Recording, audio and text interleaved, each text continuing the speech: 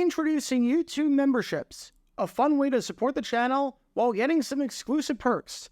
Click the join button to become a member now and get benefits like badges next to your name on videos, behind-the-scenes photos, advantages during the live trivia game, discounts on merchandise, private one-on-one video chats, the ability to request future video topics, and exclusive 8 to 10 minute videos on the history of the NFL.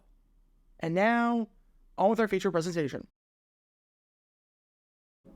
October 22nd, 2023. It's week 7 of the NFL season, and we've got an AFC West rivalry on our hands over at Arrowhead Stadium between the Los Angeles Chargers and the Kansas City Chiefs. For the main subject of our story, the Los Angeles Chargers, this is a big game, and not just because it's against the defending Super Bowl champion and a team that has given you fits over the years. The AFC looks super competitive right now, with a slew of teams at or above 500 by this point in the season. And seeing as your chances of winning the division are non-existent based on everything that the Chiefs have done, you need to find a way to win games and compete in that wildcard hunt, especially since you're sitting below 500 after a bad loss on Monday Night Football the previous week to the Dallas Cowboys, in a game that you can learn more about by clicking the card in the upper right corner. If you're going to beat the Chiefs in their own venue and snap a 3-game losing streak against them, then you're going to need to play a near-perfect game and not make any idiotic coaching mistakes. As you might have been able to tell by clicking on this video, that did not happen, but we'll get to that. Through the first 28 minutes of the game, the good news for the Chargers is that their offense is playing lights out. On drive number 2, they get a field goal. On drive number 3, they find the end zone on a 49-yard touchdown run by Joshua Kelly. And on drive number 4, they find the end zone when Justin Herbert hits his tight end, Gerald Everett, from 7 yards out. Not many teams have the offensive firepower and ability to go toe-to-toe with the Chiefs, but the Chargers are doing that here. The bad news is that their defense isn't quite doing the same, as even though the Chargers have scored 17, the Chiefs have also scored 17. At least after a good punt, you've got the Chiefs pinned back inside their own 4-yard line. Seeing as you need to score as many points as possible to beat the Chiefs, it is imperative that you get the ball back here before the end of the half, especially since the Chiefs get the ball to start the second half. Unfortunately for the Chargers, the hope that you might be able to stop the Chiefs lasts for a grand total of 2 plays, as after 2 passes by Patrick Mahomes go for 52 combined yards, the Chiefs then move the ball down from their own 4-yard line to the Chargers' 44-yard line. And with 1:28 left, Mahomes throws a pass to Valdez-Scantling for 28 yards that gets the Chiefs down to the 11-yard line. The bad news is that now, you're likely going to allow points, barring a complete miracle. The good news, however, is that you can easily get the ball back for your offense. The Chiefs, for all intents and purposes, can't get any more first downs. The last place the Chiefs can go on this drive is the end zone. So if you call timeout and manage the clock correctly, you can get the ball back here and give your red-hot offense a chance to do whatever Kansas City winds up doing here. You can give yourself a chance to get the ball back with time left on the clock to do something and to go down. Why is the clock running? Why is the clock running? Oh God, Chargers, why do you have to charger up everything? Brandon Staley, are you awake? Are you awake at the wheel, Brandon Staley? Why are you letting all this time run off the clock? Why are you letting the Chiefs touch the ball last for no reason? Brandon Staley, what the heck are you doing? In this first half, and looking for a touchdown pass here. And it's over the head of Ross, but we've got a flag in the end zone. Well, that's just great. Now, for no reason whatsoever, there's only 38 seconds left on the clock. I'm sure this won't go back to bite you whatsoever.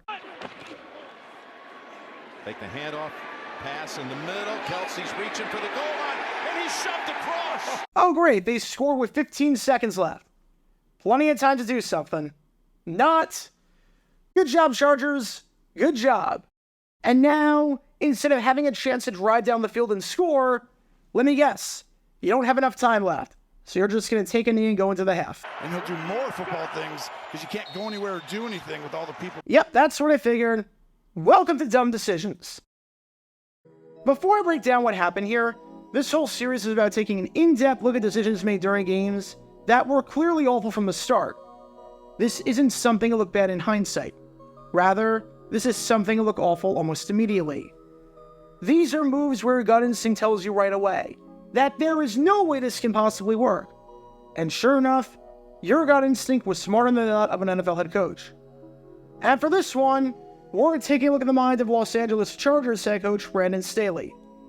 Oddly enough, I did a dumb decisions episode on him last year during a game on the road against the Kansas City Chiefs, when the Chargers were looking like they had a shot. And then Staley, through some awful in-game management, shot his team in the foot and prevented them from winning the game. You can learn more about that by clicking the card in the upper right corner.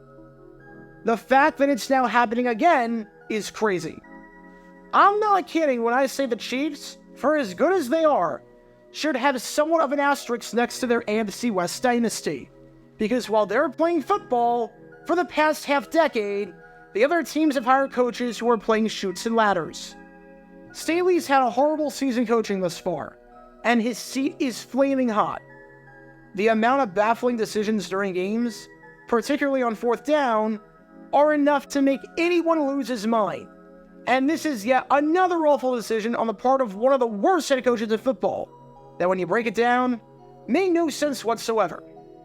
So with that being said, let's take a look at why not calling a timeout after the Chiefs got down to the 11-yard line was a really bad idea. Let's think about this logically for a second. You have all three of your timeouts. The Chiefs have the ball at the 11-yard line. So yes, they could technically get a first down at the 1-yard line. But for all intents and purposes, a first down for them is a touchdown. Barring a penalty, this means that they have 3 shots to pick up the requisite yardage. The clock is not an issue for Kansas City at all. So what are they going to try and do? Simple. Run out as much time as possible so you can't touch the ball, and so that they can ensure the fact that they go into the halftime break with the lead. And knowing how the Chiefs and this offense operates, it's more likely than not that the plays that Kansas City will call in this situation are passing plays, meaning that any incomplete passes stop the clock for you, while any completed passes have a good shot at finding the end zone. So they essentially give you extra timeouts with each incomplete pass. So with you having all 3 of your timeouts, let's say you call a timeout right away, which is what any coach with a brain would have done in this situation. If you get a stop and force the Chiefs to kick the field goal on fourth down, odds are there's going to be at least 1 incomplete pass in that mix, since you don't see the Chiefs completing 3 passes for 7 or so yards. This means, assuming each play takes somewhere in the ballpark of 6 seconds, you're going to have a chance, with an offense that's been firing on all cylinders thus far today, to tie the game or potentially take the lead going into the half with about 1 minute left on the clock. That is plenty of time to do something. If you don't get a stop and the Chiefs score a touchdown, as much as that stinks, you give yourself time to get the ball back with about a minute left in answer. Again, the clock is not an issue for the Chiefs, but it is an issue for you. So you want to ensure the fact that you get the ball back with a chance to do something. And it would be very different if, let's say, the Chiefs were at a yard line like the 35. But at the 11-yard line, where they're guaranteed points barring anything crazy, and where it's 3 plays left or bust, yeah, you take the freaking timeout there. Let's say you do what Staley did, and that is not call the timeout. Well now, not only are you going to be trailing, because even in the best case scenario for your defense, Bucker hits a chip shot field goal, but you won't even have an opportunity to answer. The only logical explanation you can possibly give as to why you wouldn't take the timeout is if you're scared that if you get the ball back and go 3 and out, you might give the Chiefs too much time to get more points of their own. But that would be an absolutely asinine line of thinking for a few reasons. Number one, your offense has been playing lights out. The Chiefs don't want you to get the ball back because of that. Trust me, if they felt that you posed no threat to score and had a chance to steal a possession, they'd be trying to go quickly and not however they wound up going. Number two, what does that say about the faith that you have in your players? What does that say about the faith that you have in Justin Herbert? And number 3, guess what happens if you play scared and you let the Chiefs touch the ball last in the half? You're still trailing the freaking ball game. Oh, and not only that, but the Chiefs get the ball to start the second half. So you're giving them, for no reason at all other than the fact that you're scared for some reason, a chance to double up and really put this game out of reach. Make it make sense, especially seeing as your offense had not gone 3 and out all day, so this should not have been a valid concern. If you call a timeout and manage the clock appropriately, you give yourself a chance to tie or take the lead. If you don't call a timeout, you give yourself no chance to tie or take the lead. So let me get this straight. In the simplest of terms, the best case scenario by calling timeout is that you're not trailing at the half, while the worst case scenario is that you're trailing at the half. The best case scenario by not calling timeout and by letting the clock run in this spot like a moron is that you're trailing at the half, while the worst case scenario is that you're trailing at the half. Genius. Absolutely genius. I honestly don't understand what Brandon Staley was thinking here. You need to score points to beat the Chiefs, especially when you are about to fall behind. You need to score points whenever possible to keep pace and have a shot. And here, the Chiefs, based on the field position and based on the timeouts at your disposal, are giving you a shot at an extra possession, which is awesome since the Chiefs get the ball to start the half. You have a shot at stealing a possession out of thin air and touching the ball last. And all you have to do is have even the slightest bit of awareness of the clock. And you can't even do that? Seriously, you don't take it? And once again, just like I said in my episode on dumb decisions that came out earlier today on Ron Rivera, which you can learn more about by clicking the card in the upper right corner, no one, not one singular reporter, actually had the gall to question Brandon Staley on this decision, even though it gave the Chiefs all the momentum going into the halftime break and played a huge part in the game.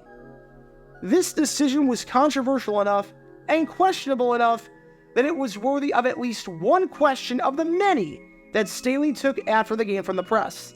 And yet, we got a lot of the same generic mumbo-jumbo that offered nothing. That could just be boilerplate from any other game that the Chargers played this season and offer no insight into the psyche of the head coach. The Chargers had just about nothing to lose by trying to get the ball back with time on the clock, and it made all the logical sense in the world to do it for the reasons I mentioned before.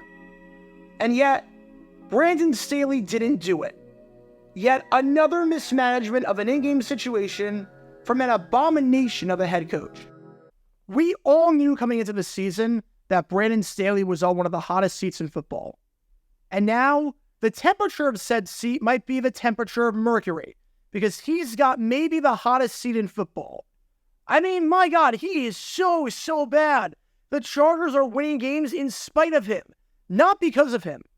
With all the talent on this team, including a franchise quarterback in Justin Herbert who might be a top 5 quarterback in the league, in their last 28 games, including the playoffs, the Chargers are just 13-15. And a lot of the decisions, such as the one made in the game between these two teams behind me right here, that Staley has made, are costing the team games. Plain and simple, he's costing them games. You've got 4 losses already, and this schedule's not getting any easier.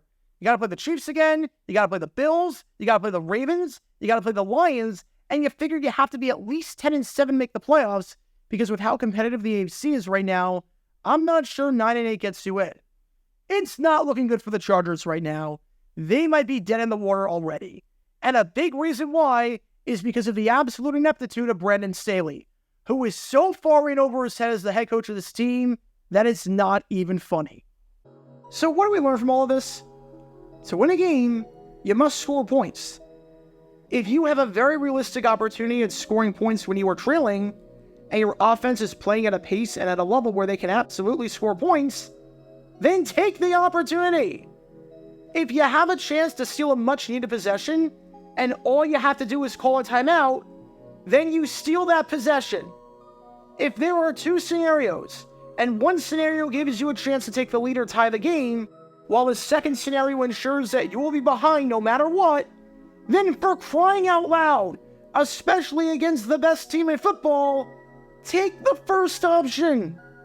And if you're the Chargers ownership and you're watching this, it's time to realize that this man right here, Brandon Staley, is woefully unqualified for any sort of head coaching position, is in over his head to the highest degree, and is likely not going to lead you to the playoffs this year based on his incompetence and based on the remaining schedule. So anytime you want to cut your losses would be greatly appreciated for all of Charger Nation. Because when all of these elements are in play, you can't exactly be surprised when this play backfires. Talk about a dumb decision. Get your official Jaguar Gear 9 merchandise by going to jj9shop.com, and be sure to like and subscribe, as it really helps the channel out a lot. Join me every Wednesday night where we'll play NFL Trivia for cash prizes at 9 p.m. Eastern over on Twitch. To learn more about the history of college football, subscribe to Jaguar Gator 8. To learn more about the history of Major League Baseball, subscribe to Jaguar Gator 7.